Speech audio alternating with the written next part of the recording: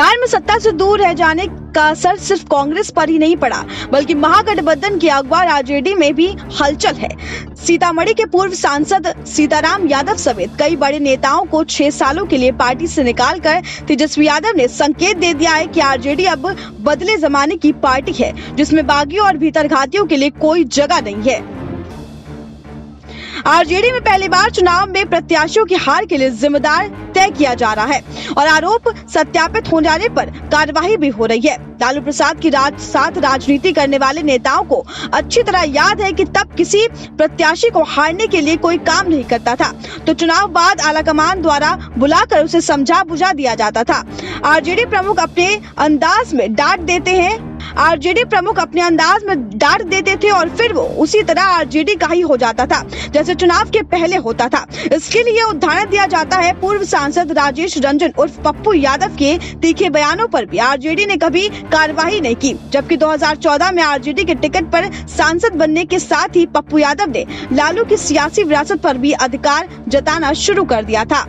आगे बढ़कर तेजस्वी का विरोध करने लगे थे, फिर भी लालू ने उन्हें आरजेडी से निकालना जरूरी नहीं समझा। मगर तेजस्वी यादव की कमान संभालने के बाद से पुरानी परिपाटी खत्म हो गई है। अनुशासन के साथ नाम पर नए चलन भी शुरू हो गए हैं। इसके संकेत तो चुनाव से पहले ही दे दिए गए थे, जब पार्टी लाइन से अलग चल रहे कई विधायकों को बाहर रास्ता दिखा दिया गया था। जो छोड़ के चले गए उनकी तो कोई बात नहीं, परंतु जो पार्टी में रहकर भी विरोध का झंडा बुलंद कर रहे थे उन्हें कार्यवाही के दायरे में लाया गया।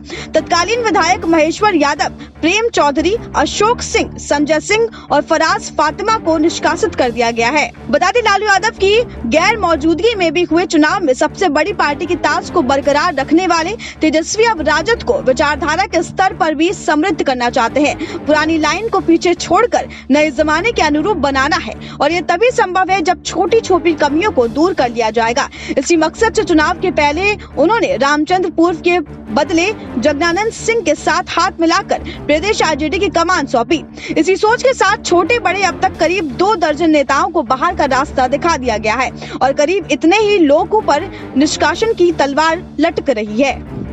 बता दें, लालू प्रसाद के जमाने में बड़े से बड़े अपराध के लिए भी कोई सजा नहीं थी। लालू परिवार और पार्टी के खिलाफ बयान देने पर भी आंख मूंद ली जाती थी। यहाँ तक कि कारण बताओ नोटिस भी नहीं दिया जाता था। पार्टी छोड़कर अगर कोई चला जाता था तो उसके निष्कासन की विज्ञप्ति जारी कर सिर्फ औपचारिकता निभाई जाती थी।